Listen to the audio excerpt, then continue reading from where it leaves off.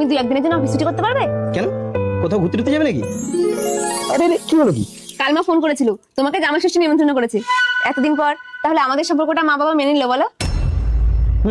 মেনে তো নিল, কিন্তু তুমি কি যাবে বলছো? হ্যাঁ, কেন যাবো না? মা, তোরা এসে গেছিস? বাবা জামাই ওই চেয়ারটাতে বসো।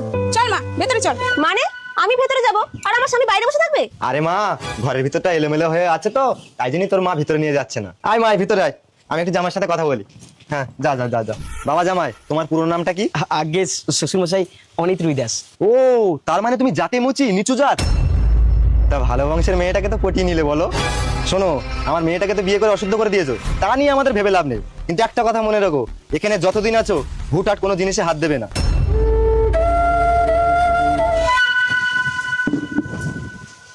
বাবা তুমি কি বললো? না না, তেমন কিছু না, ওই জিজ্ঞেস করছিল কেমন আছি, এখন কি কাজ বাজ করছি, ওগুলোই। ও আচ্ছা, এই নাও শরবতটা খেয়ে নাও। আরে তুমি উঁচু করে খাচ্ছ কেন? এমনিই খাচ্ছি। মুখ লাগিয়ে খাও। আচ্ছা ঠিক আছে।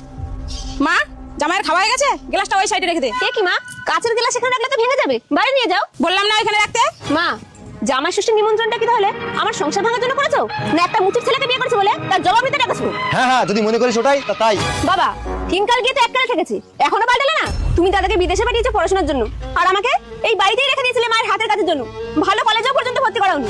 একটা কথা বলো তো বাবা, আমার কি দোষ যে তুমি আমার ইচ্ছের কোনোদিনও দাম দাওনি? মা, তোর ইচ্ছেগুলোর দাম দেয়নি কেন জানিস? কারণ তোর ইচ্ছেগুলো বড্ড নোংরা। ঠিক আছে বাবা, আমি চললাম, কিন্তু তুমি একটা কথা মনে রাখো, আমি সেদিন অপেক্ষা থাকলাম যেদিন তুমি একটু খাবারের জন্য এই নোংরা জায়গা আসবে। এরপর 2 বছর কেটে গেল। মালতী মাসি, বাইরে কে এসছে গো? দুজন ভিখারি এসছে। তা তুমি ওদেরকে না কিছু দিয়ে তাড়িয়ে দিচ্ছ? আজ বৃহস্পতিবার, ভিক্ষা দিতে নেই। আরে ভিক্ষে দিতে নেই ঠিক আছে, কিন্তু কিছু খেতে তো দাও। নাও, খেয়ে নাও। বাহ, চমৎকার! আমি তো এই দিনটারই অপেক্ষায় ছিলাম। আরে মা, তুই এখানে? যে বাড়িতে ভিক্ষা খাচ্ছ সেটা হলো একটা মুচির বাড়ি, আর সেই মুচিটা হলো আমার স্বামী।